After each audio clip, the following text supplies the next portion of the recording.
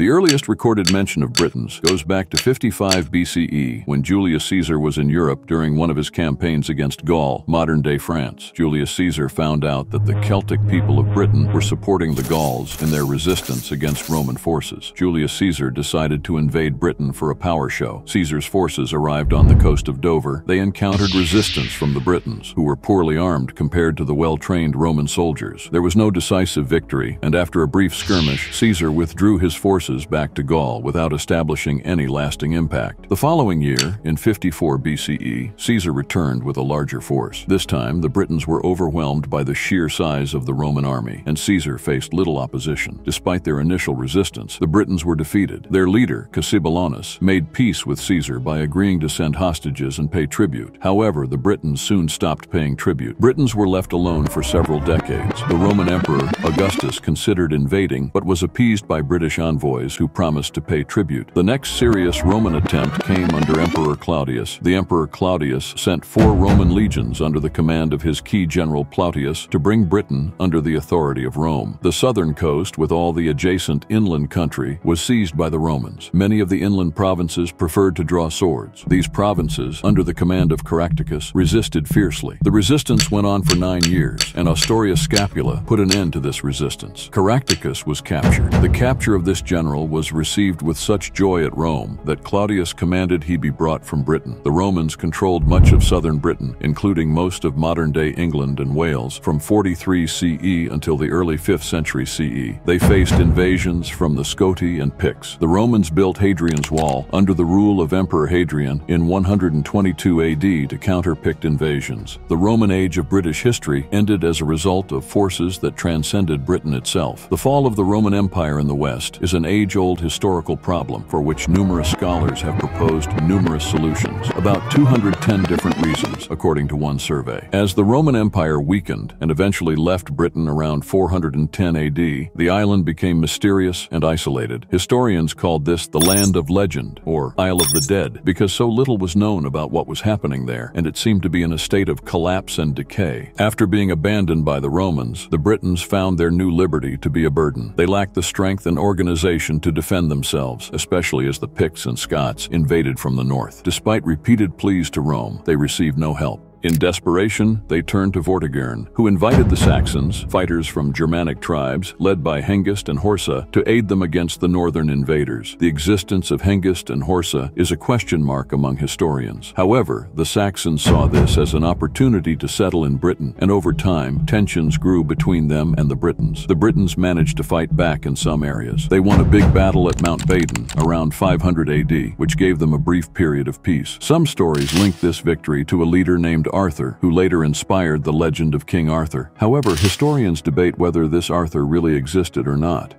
For some years, some historians say around 50 years after the victory at Mount Badon, Britain experienced some peace and prosperity. But after 550 AD, things got worse again. The Anglo-Saxons continued to advance. After a series of battles, the Saxons established dominance, founding several kingdoms. The Saxon heptarchy consisted of Kent, Wessex, Northumbria, East Anglia, Mercia, Essex, and Sussex. The Britons were pushed into Wales and Cornwall, while Roman customs and language faded. By the end of the 6th century, Britain had become the land of the Anglo-Saxons, who called themselves the gens Anglorum, or English people. This is how Britain became Angleland, or England. Christianity began to spread among the Saxons, with St. Augustine converting King Ethelbert of Kent and other rulers. Eventually, Egbert of Wessex united the Saxon kingdoms, and is often regarded as the first king of a united England. But this is a bit of an overstatement. Egbert was the king of Wessex, and did temporarily assert dominance over much of southern England, but the Anglo-Saxon kingdoms were not fully unified during his reign. Egbert did, however, establish himself as the most powerful ruler. It was expected from Egbert that he would bring peace and stability, but this was not the case. Soon after his accession, the kingdom faced invasions from new enemies, the Danes or Vikings from Denmark, who came from areas near the Baltic Sea. The Vikings primarily targeted England. The Danes made small land landings but were defeated. However, their invasions grew more frequent and devastating. The Danes continued to land on the Isle of Sheppey and later in Cornwall, but Egbert managed to defeat them in a battle at Hengistone Hill. In 839 AD,